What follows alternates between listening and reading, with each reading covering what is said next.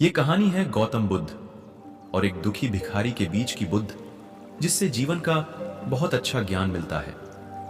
एक बार महात्मा बुद्ध एक गांव में अपने शिष्यों सहित घने पेड़ की छांव के नीचे बैठे थे। आसपास के गांवों से बहुत से लोग अपनी मानसिक समस्याएं लेकर महात्मा बुद्ध के पास आ रहे थे। महात्मा बुद्ध उन सबकी मानसिक परेशानियों का समाधान देते। सब लोग खुशी खुशी अपनी समस्याओं का समाधान पाकर वहां से लौट रहे थे।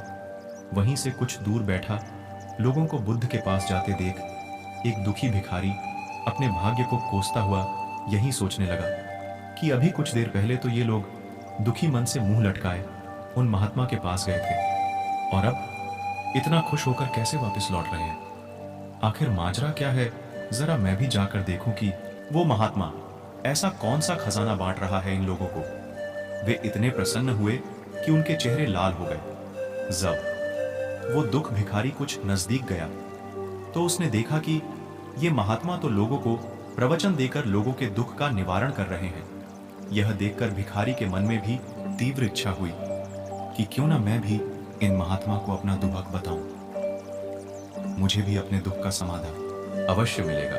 बस फिर क्या था, समाधान पाने की लालसा लिए भिखारी महात्मा बुद्ध के सामने पहुंचा और हाथ जोड़ डाकर प्रणाम करते हुए बोला, हे महात्मा बुद्ध, मैं भी लोगों की मदद करना चाहता हूं। मुझे लोगों की मदद करने की बहुत इच्छा है, लेकिन मैं कैसे मदद कर सकता हूं? मैं बहुत गरीब हूं। मेरे पास ना तो पैसे हैं और न ही कोई ऐसी चीज जिससे मैं किसी की मदद कर सकूं। मैं कोशिश करने पर भी किसी की मदद नहीं कर सकता। मुझे भगवान ने इतना गरीब क्यों बनाया?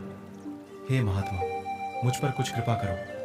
इतना बोलते हुए भिखारी रोने लगा। महात्मा बुद्ध बोले, आप बहुत अज्ञानी हैं, क्योंकि आप अभी तक इस भ्रम में जी रहे हो कि तुम्हारे पास कुछ नहीं, जबकि दूसरों को कुछ देने के लिए तुम्हारे पास बहुत कुछ है। तुम बिना धन और वस्तु के भी दूसरों की मदद कर सकते हो। तुम्हारे पास जुबान है, जिससे तुम मीठे शब्द बोलकर किसी के दुखी चेहरे पर मुस्कान ला सकते हो। इन्हीं शब्दों की ताकत से तुम किसी के भी टूटते हौसलों को फिर से मजबूत कर सकते हो। इन शब्दों की शक्ति से आप किसी के भी मन में सकारात्मक विचारधारा के बीज बो सकते हैं और उसे गलत रास्ते पर जाने से रोक सकते हैं। तुम्हारे दो हाथों से किसी भी कमजोर या लाचार व्यक्ति की सहायता कर सकते हो। आपके दो आंखें किसी अंधे को रास्ता दिखा सकते हैं।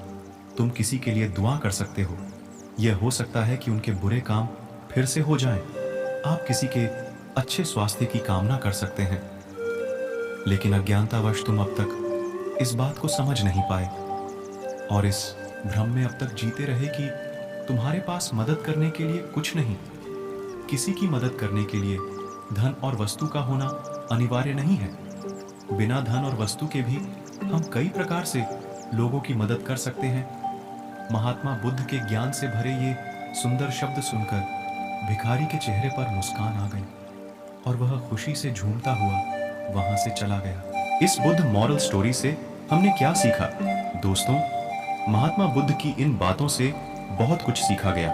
आजकल बहुत से लोग यह सोचकर दुखी होते हैं कि मेरे पास ये नहीं है, बल्कि जो आपके पास है उसी में संतुष्ट रहना सीखें और बिना मतलब के लोगों की मदद करें।